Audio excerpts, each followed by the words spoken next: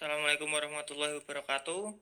Kami dari kelompok 4 Praktikum Sistem Informasi Logistik dengan anggota Muhammad Arya Karismanda 161282, Nurli Agustina Kamsari 161280, dan Rosi Arya Sena Putra 161293. PT ICT adalah perusahaan yang memproduksi barang-barang suku cadang atau spare part. Pada perusahaan ini, pembukuan yang dilakukan di dalam gudang masih manual dan tidak terkomputerisasi. Sistem informasi pada gudang SIL PT ICT dalam memasukkan dan mengeluarkan barang masih menggunakan sistem prosedur yang lama, yang mana masih belum terkomputerisasi.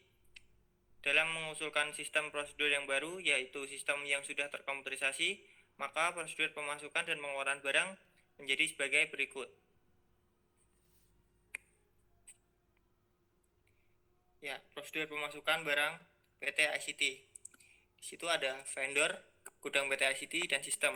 Pertama-tama dimulai dari vendor, yaitu selanjutnya yaitu mengirimkan barang di dalam gudang, menerima barang, melakukan input barang, selanjutnya pada sistem melakukan input data barang, yang selanjutnya mengeluarkan file stok barang dan mengeluarkan file stok vendor. Selanjutnya diteruskan mengeluarkan file stok barang dan mengeluarkan file stok vendor dalam selanjutnya yaitu membuat laporan pemasukan barang. Setelah laporan selesai yaitu laporan masukan barang dan selesai.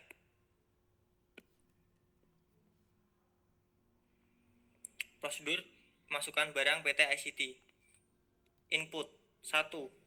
Vendor mengirim barang ke gudang PT ICT. 2. Gudang PT ICT menerima barang dan menginput data barang ke sistem. Proses 1. Proses pengiriman barang dari vendor ke gudang PT ICT. 2. Gudang PT ICT membuat laporan pemasukan barang. Output 1. Sistem mengeluarkan file stok barang dan file data vendor. 2. Laporan pemasukan barang. Selanjutnya untuk prosedur pengeluaran barang pada PT ICT. Ada instalasi sistem gudang dan pimpinan yang dimana di sini dimulai dari instalasi dengan memberikan daftar barang, kemudian diterima oleh gudang. Selanjutnya gudang melakukan pengecekan stok barang. Dilanjutkan oleh sistem dengan melakukan pengecekan stok barang yang berupa file stok barang. Jika stok tidak tersedia, maka gudang melakukan produksi barang atau restock barang. Jika stok tersedia, maka barang akan dikeluarkan. Selanjutnya, gudang membuat bukti pengeluaran dan update stok barang yang akan mengeluarkan dokumen laporan bukti pengeluaran dan update stok barang. Kemudian akan diserahkan kepada pimpinan gudang berupa dokumen laporan bukti pengeluaran dan update stok barang. Selanjutnya di sini ada inputnya, yaitu yang pertama gudang PT ICT menerima daftar barang dari instalasi. Selanjutnya pada proses ada instalasi 1 memberikan daftar barang ke gudang PT ICT dan dilakukan pengecekan stok barang. Kedua, jika barang yang diminta stoknya tidak tersedia, maka gudang melakukan restock barang. Jika barang yang diminta sudah tersedia di gudang, maka dikeluarkan dari gudang. Ketiga, bagian gudang PT ICT membuat bukti pengeluaran dan update stok barang yang akan diberikan kepada pimpinan berupa dokumen. Terakhir, outputnya yang pertama sistem mengeluarkan file stok barang, yang kedua gudang PT ICT mengeluarkan laporan dan bukti pengeluaran dan update stok barang yang akan diberikan kepada pimpinan.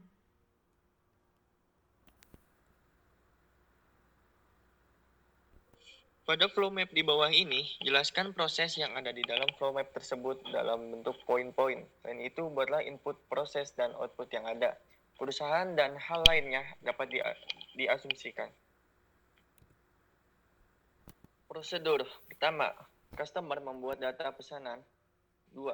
Sistem menerima data pesanan dan mengecek ketersediaan stok. 3. Jika stok tidak tersedia, maka sistem akan memberikan notif bahwa pesanan ditolak. Jika stok tersedia, maka dilakukan update data stok. 4.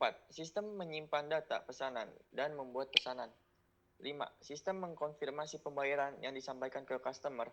6. Customer melakukan pembayaran dan menyampaikan ke sistem sampai ke supplier. 7. Supplier mengkonfirmasi data pembayaran. Jika tidak valid secara manual, supplier membuat invoice tidak valid yang disampaikan ke customer. 8. Jika data pembayaran valid, supplier mengupdate status pembayaran pesanan dan membuat pesanan. 9. Supplier membuat informasi pengiriman berupa dokumen yang disampaikan ke stockroom. 10. Stockroom membuat konfirmasi pengiriman yang disampaikan ke supplier. 11. Supplier membuat dokumen invoice untuk disampaikan ke pelanggan.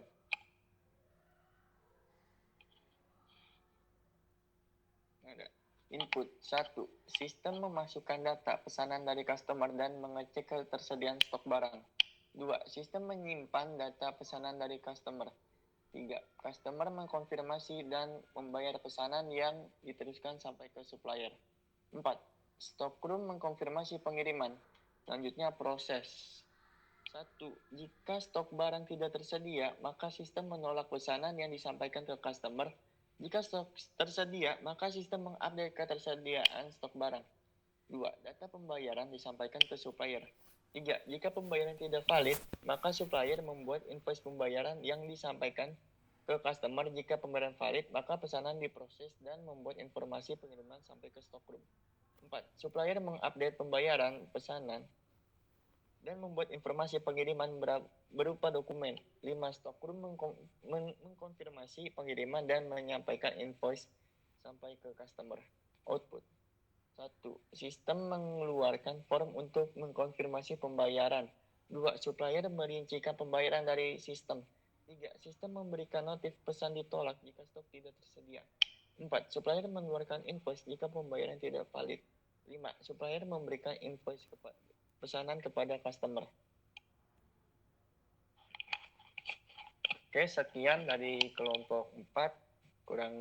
Kalau misalnya ada salah, mohon dimaafkan. Kurang lebihnya, mohon maaf. Wassalamualaikum warahmatullahi wabarakatuh.